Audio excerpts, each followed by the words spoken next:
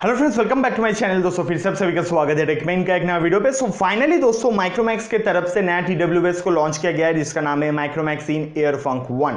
तो ये जो नया TWS है इसी के साथ हम लोग कंपेयर करने वाले हैं बोट एयरडॉप्स 141 का।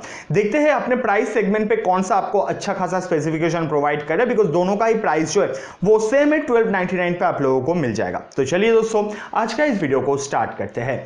देखो दोस्तों, ये जो 1 है मतलब एयर फंक 1 जो है एंड 141 जो है, इस पे ज्यादा कुछ अंतर तो उतना बड़ा कुछ नहीं है, बट जितने भी अंतर है बहुत ही छोटा छोटा है, बट बहुत ज्यादा आपको असर देने वाला है। जहां पे मैं सबसे पहले अगर बात करता हूं एयर फंक 1 का, तो इसके अंदर दोस्तों आप लोगों को 5 आवर्स का बैटरी बैकअप मिल जाएगा हर एक TWS से, एंड 15 आवर्स का बैटरी बैकअप मिल जाएगा केस के थ्रू। तो यहां पे जो बैटरी बैकअप है वो ठीक ठाक है, प्राइस के हिसाब से मैं बोलूंगा एकदम भी प्रॉपर नहीं है, बट ठीक ठाक है, काम चल जाएगा।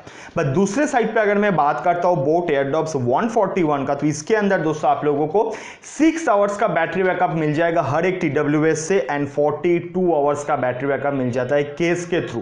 तो यहां पे ये जो चीज है ना, काफी ज्यादा इसको प्रोमिनेंट बना देता है इसको खरीदने के लिए आप लोगों के सामने। अब यहां पे जो एयरफंक 1 है उसके अंदर आप लोगों को कोई भी IWP टेक्नोलॉजी देखने को नहीं मिलता है, जहां पे 141 के अंदर आप लोगों को IWP टेक्नोलॉजी देखने को मिल जाता है। अब ये IWP टेक्नोलॉजी भाई क्या है? Instant wake and pair. जब भी आप केस का ढक्कन को ओपन करोगे तब ये जो डिवाइस है ये आपके स्मार्टफोन के साथ तुरंत कनेक्ट हो जाएगा।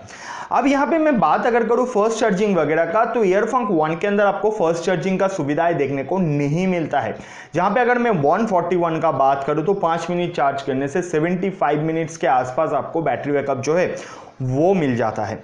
अब यहां पे वाटर रेजिस्टेंट है कि नहीं दोस्तों, जो एयरफंक 1 है उसके अंदर आप लोगों को IP44 का वाटर रेजिस्टेंट टेक्नोलॉजी देखने को मिल जाएगा, जो स्वेट वगैरह डस्ट वगैरह को भी रेजिस्ट कर लेगा। उसके साथ अगर 141 का बात करें तो IPX4 रेटिंग देखने को मिल जाता है, जो मेरे हिसाब से ठीक ठाक है, आपको कोई भी इतना ज्यादा दिक्कत नहीं होने वाला है। टाइप सी पोर्ट के थ्रू दोनों डिवाइस जो है वो कनेक्ट हो जाएगा।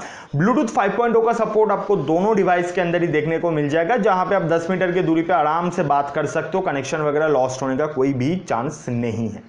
अब यहां पे अगर मैं बात करूं ड्राइवर वगैरह का, तो एयरफंक 1 के अंदर आप लोगों को 9 मिलीमीटर का ड्राइवर मिलता है। जहां पे हम बात करते हैं 141 का, तो उसमें शायद 6 mm नहीं तो 10 mm का ड्राइवर मिल जाएगा। मैं यहां पे श्योर नहीं हूं, तो इसलिए आप लोग थोड़ा बहुत चेक कर लेना, किसी को पता है तो बता देना कमेंट सेक्शन पे। बट ये जो डिवाइस है एयरफंक 1, इसके अंदर कुछ जो चीजें वो एक्स्ट्रा ऐड किया गया है। जहां पे first one is the 3D surround sound. 3D surrounding का साउंड जो है, 3D स्टीरियो सराउंड साउंड जो है, वो आप लोगों को 141 के अंदर देखने को नहीं मिलता है। एयरफंक 1 जो इसके अंदर वॉइस चेंजिंग जो है फीचर्स ऐड किया गया है, जहां पे आप आपके जो अगर मेल वॉइस है उसका फीमेल वॉइस पे कन्वर्ट कर सकते हो उसी TWS के थ्रू। ये फीचर्स 141 के अंदर देखने को नहीं मिल जाता है। और उसके साथ साथ मोनो एंड स्टीरियो यूज, आप ये जो डिवाइस है इसको सिंगल भी यूज कर सकते हो, दोनों के एक साथ यूज कर सकते हो। सिंगल यूज करोगे तो मोनोपॉड के जैसा काम करेगा, जो एक्सपीरियंस है वो आप लोग उसी टाइप का देगा। अगर आप स्टीरियो को मतलब दोनों को यूज करते हो तो स्टीरियो साउंड आपको प्रोवाइड किया जाएगा।